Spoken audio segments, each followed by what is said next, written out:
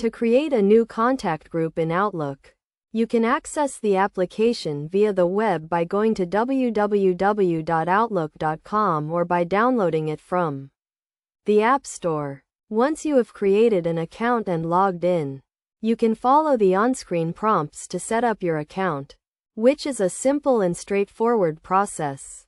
To make a new contact group, navigate to the top left part of the screen and click on Discover Groups or People to find the option to create a new group.